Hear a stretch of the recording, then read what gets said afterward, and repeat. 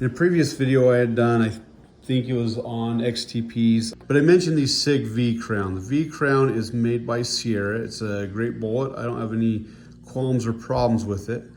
And these ones happen to be in 45 ACP. I believe they were shot out of like a 3.3 inch barrel. If you're just going off of the size and expansion on them, the numbers look good and all that stuff, but if you look at these things, what you can see is they did expand well. These things should be peeled back considerably farther, and these nice sharp edges that you see on those perfect petals that are peeled back, those should be a little bit more deformed. But just look at that, how pristine that is when it opens up.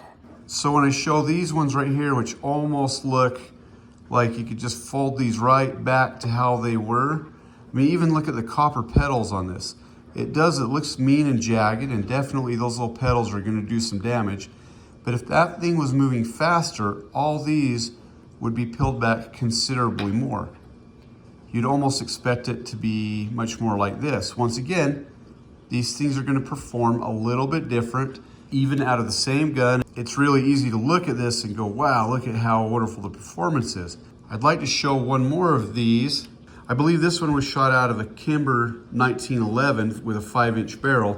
And I believe these were shot out of an XD with a 3.3 inch barrel. The petals peeled back a little bit more, rounded over just a little bit more because of that little bit of extra velocity. And that little bit of extra velocity makes a big difference, especially with the slow moving 45 ACP round.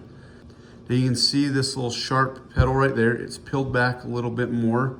You know, they're still nice and jagged, but they are peeled back more, and that's due to the velocity.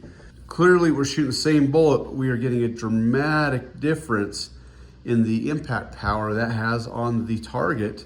Personally, I think if you're gonna carry self-defense rounds, you need to have confidence that they're performing the way you want them to out of your gun. There's a million different ways to test that out, and you find one that you're comfortable with. I'm not saying these aren't effective or they wouldn't work. I think this one speaks for itself. See, this lead is curling back at the same depth of the jacket. These ones that are moving slower, the jacket kept peeling back, but the lead did not. It did not keep up with it. This one kept up with it just a little bit better. This one's peeling back and rounding over a lot more dramatically than this one right here. I'm just trying to reference that if your bullet's not moving fast enough, just because it opens up doesn't necessarily mean it's hitting as hard as it could or should. I feel that the SIG V Crown performed a lot better in 45 ACP out of a longer barrel than out of the shorter barrel, even though it did plenty well enough out of the shorter barrel. I mean, that's also a good testament on bullet design, is if it will expand and perform well at a wide variety of velocities. So the problem isn't necessarily with the V Crown itself, but it's the velocities in which a pistol can shoot it at. And just because it is a well-made bullet, it doesn't mean that it's just some magic bullet that's always gonna work really good. But when you're shooting at velocities such as these were captured at, when these bullets hit fabric first, such as denim, they act as a full metal jacket bullet. But when you shoot these out of the 5-inch barrel, even after hitting the denim, these ones were still able to expand in the water and still deform.